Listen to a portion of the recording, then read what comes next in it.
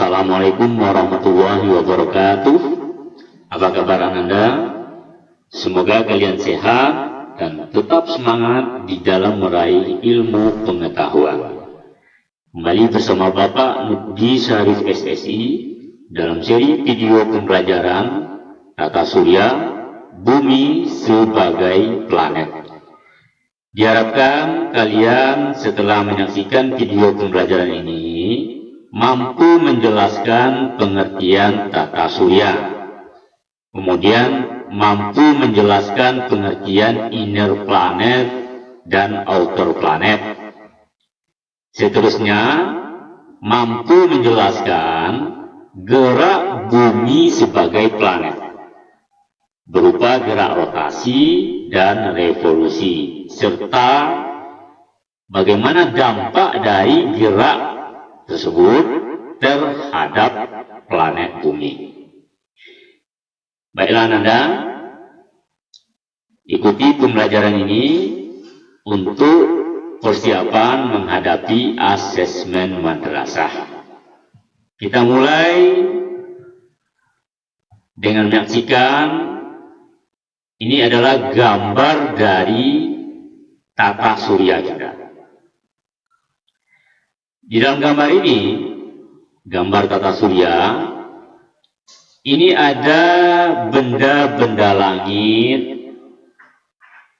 yang terdiri atas matahari, kemudian ada planet, mulai dari Merkurius, Venus, Bumi, Mars, Saturnus,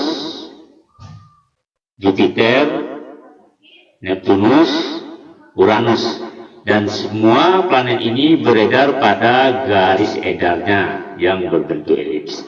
Di samping ada bumi dan 8 planet tersebut, juga ada benda langit yaitu asteroid. Nah, asteroid ini berupa bebatuan bergerak melayang, di mana orbitnya itu berada di antara orbit Mars dengan orbit Jupiter. Ada asteroid. Ini juga benda langit yang menyusun tata surya. Selanjutnya ada komet. Ini komet atau yang sering dikenal dengan istilah bintang berekor. Kemudian ada gugusan bintang-bintang yang berikatan satu dengan lain dengan gaya gravitasi kuat, mengisi tata surya. Jadi kita bisa jelaskan pengertian dari tata surya adalah kumpulan dari benda-benda langit yang terdiri atas planet-planet, komet, kemudian asteroid yang berada di antara garis edar Mars dengan Jupiter. Kemudian ada komet, dan ini semua menyusun tata surya. Jadi kalau kita buat dalam suatu kalimat, pengertian dari tata surya adalah semua benda yang ada di langit seperti kumpulan planet, meteor, satelit, asteroid, komet, meteoroid yang mengorbit matahari. Mengorbit matahari di sini maksudnya adalah benda-benda langit tersebut beredar pada garis edarnya, masing-masing pada garis edarnya mengelilingi matahari. Ini maksud benda-benda langit tersebut mengorbit matahari. Nah, selanjutnya kita akan mengkaji di dalam tata surya. Kita mengenal ada istilah inner planet dan outer planet. Nah, di gambar ini diilustrasikan yang dimaksud dengan inner planet inner planet ini adalah planet-planet yang letaknya itu relatif dekat kepada matahari. Ini terdiri dari planet Merkurius, planet Venus, Bumi, dan Mars. Ini semua adalah termasuk kelompok inner planet, yaitu planet-planet yang letaknya relatif dekat pada matahari. Sementara outer planet terdiri dari planet Jupiter, Saturnus, Uranus, dan Neptunus. Masing-masing bisa dikatakan relatif jauh dari matahari. Inner planet yang disebut dengan istilah lain yaitu planet dalam, dan outer planet dikenal dengan istilah planet luar. Jadi sekali lagi, inner planet adalah planet dalam yang letaknya relatif dekat ke matahari, terdiri dari planet Mars, Merkurius, Venus, Bumi, dan Mars. Sedangkan planet luar atau outer planet yaitu planet-planet yang letaknya relatif jauh dari matahari, terdiri dari planet Jupiter, Saturnus, Uranus, dan Neptunus. Nah, di sini Ananda bisa amati antara planet dalam dengan planet luar ini dibatasi oleh asteroid, yaitu gugusan bebatuan melayang bergerak pada orbitnya antara orbit Jupiter dengan orbit planet Mars. Jadi asteroid ini kumpulan bebatuan yang dikenal dengan istilah sabuk asteroid sebagai pembatas antara planet dalam dengan planet luar. Itu konsep dari inner planet dan outer planet. Kemudian kita akan mengkaji Bumi sebagai planet. Jadi Bumi merupakan salah satu planet yang ada di dalam sistem tata surya.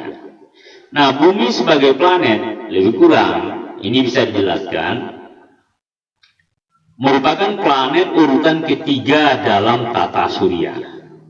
Jadi kalau ini matahari, Merkurius, Venus, ini Bumi sebagai planet yang ketiga dalam tata surya. Nah, jarak Bumi dari matahari lebih kurang 150 juta kilometer. Nah, planet berputar mengelilingi matahari dengan kecepatan 1000 mil per jam. Itu adalah nilai yang sangat besar sekali itu. Kemudian Bumi ibarat sebuah magnet yang sangat besar karena mampu menarik segala sesuatu ke arahnya. Gaya menarik Bumi ini disebut dengan istilah gravitasi Bumi. Nah, adapun Bumi berotasi dalam waktu 1 hari 23 jam, 56 menit, dan 4 detik. Nah, konsep dari berotasi dan konsep dari revolusi nantinya selanjutnya kita bahas sebagai gerak dari Bumi sebagai planet. Nah, sekarang kita kaji gerak Bumi sebagai planet. Ada 2 gerak yang dilakukan, yaitu gerak rotasi dan gerak revolusi. Ini bisa dijelaskan dengan gambar berikut. Silakan Anda perhatikan. Ini diilustrasikan Bumi kita pada garis edarnya atau orbitnya mengorbit matahari. Nah, konsep dari gerak rotasi yaitu di dalam mengorbit matahari. Di dalam mengorbit matahari, nah bumi kita melakukan gerak berputar pada orbitnya. Nah, perputarannya ini mengarah ke timur atau barat ke timur, mengarah ke timur. Jadi rotasi merupakan gerak dari planet berputar pada porosnya dan perputarannya itu mengarah ke timur. Nah, itu konsep dari gerak rotasi dari planet bumi. Begitupun juga dengan planet-planet yang lain yang ada di dalam sistem tata surya. Nah, gerak yang kedua yaitu gerak revolusi. Maksudnya adalah di dalam bergerak rotasi, berputar pada porosnya, yang planet bumi kita ini juga bergerak pada orbitnya ini mengelilingi matahari. Jadi dalam keadaan berotasi, berputar pada porosnya, nah planet bumi kita ini juga dalam keadaan bergerak pada garis edarnya mengelilingi matahari. Jadi gerak revolusi ini merupakan gerak dari planet mengelilingi matahari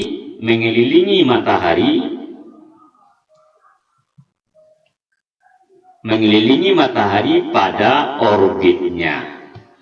Jadi Anda ada dua gerak yang dilakukan bumi sebagai planet, yaitu rotasi, bumi berputar pada porosnya, di mana perputarannya itu mengarah ke timur, dari barat menuju timur. Sedangkan revolusi, gerak dari planet mengelilingi matahari pada orbitnya. Silakan Anda pahami, ada dua gerak dari bumi sebagai planet, rotasi dan gerak revolusi. Nah, selanjutnya kita mengkaji apa dampak dari gerak rotasi dan revolusi dari planet bumi tersebut. Kita kaji satu persatu. Planet bumi di dalam melakukan gerak rotasi atau gerak berputar pada porosnya, ini akan menyebabkan bumi mengalami pergantian siang dan malam. Hal ini dapat dijelaskan kembali ke gambar yang tadi. Ketika planet bumi berputar atau berotasi dari barat ke timur, ketika belahan bumi yang menghadap ke matahari ini akan mengalami siang, sementara belahan bumi yang berada di baliknya akan gelap, mengalami malam. Karena dia berotasi, belahan bumi yang tadi malam akan menghadap ke matahari, dia akan mengalami siang. Begitupun sebaliknya dan seterusnya.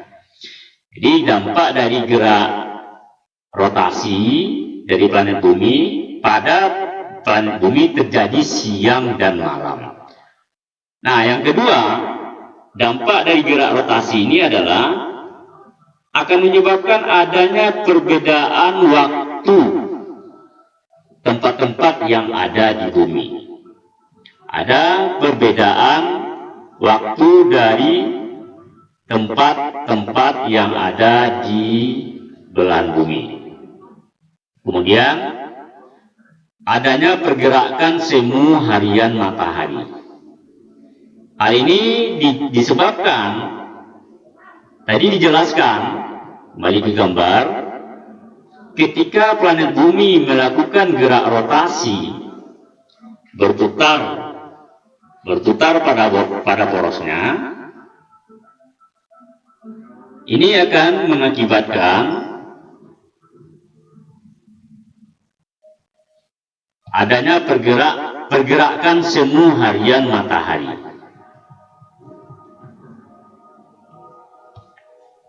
Nah, maksudnya adalah akibat dari planet bumi yang berputar dari barat ke timur,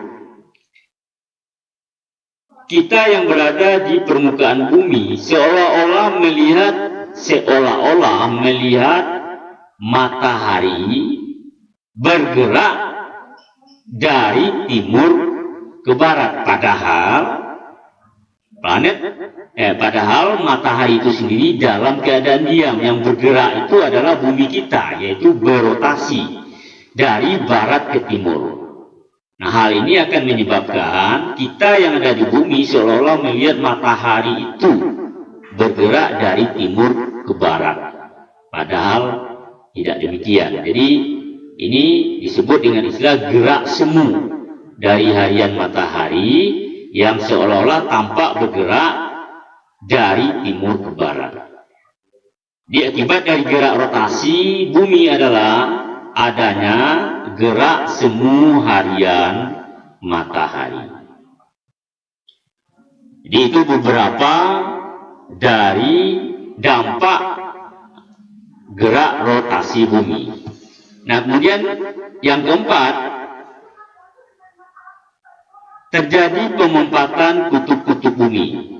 Karena bumi tersebut berputar pada porosnya, ini akan menyebabkan kutub-kutub dari bumi tersebut mengalami pemempatan. Jadi ada lebih kurang 4 akibat dari gerak rotasi bumi. Nah, adapun gerak revolusi, yaitu planet bumi beredar mengelilingi matahari pada orbitnya. Akibat dari gerak ini menyebabkan di bumi terjadi perbedaan lama siang dan malam. Kemudian ada gerak semu tahunan matahari. Di sini maksudnya ada kala matahari itu tampak di bagian utara bumi atau bagian selatan bumi yang dikenal dengan istilah konsep eliptika. Ini akibat dari gerak revolusi bumi, yaitu adanya gerak semu tahunan matahari. Yang ketiga, adanya penampakan rasi bintang. Ini juga akibat dari gerak revolusi bumi. Rasi bintang ini bintang nampak dari permukaan bumi berupa gugusan, dan ini sering digunakan oleh para nelayan untuk pergi melaut. Nah, yang keempat, akibat dari revolusi bumi adalah adanya perubahan musim. Jadi kalau kita di Indonesia ada musim panas, musim hujan. Nah, di negara Eropa ada musim dingin, musim gugur. Nah, ini perubahan musim ini diakibatkan oleh adanya gerak revolusi. Bumi kita beredar mengelilingi matahari pada orbitnya. Nah, untuk Anda ketahui, untuk satu kali gerak rotasi ini membutuhkan waktu 24 jam. Jadi kala rotasi dari planet bumi itu adalah 24 jam. Sedangkan kala revolusi, satu kali bumi kita beredar mengelilingi matahari pada orbitnya, ini membutuhkan waktu 365,5 hari, yang dikenal dengan istilah 1 tahun surya. Nah, inilah dampak dari gerak bumi sebagai planet, yaitu gerak rotasi dan revolusi bumi. Nah, jadi itulah Anda yang dapat Bapak sajikan tentang konsep tata surya yang berhubungan dengan bumi sebagai planet. Silakan Ananda pahami. Semoga kalian bisa menjawab pertanyaan-pertanyaan soal ujian asesmen madrasah nantinya. Bapak akhiri, Assalamualaikum warahmatullahi wabarakatuh.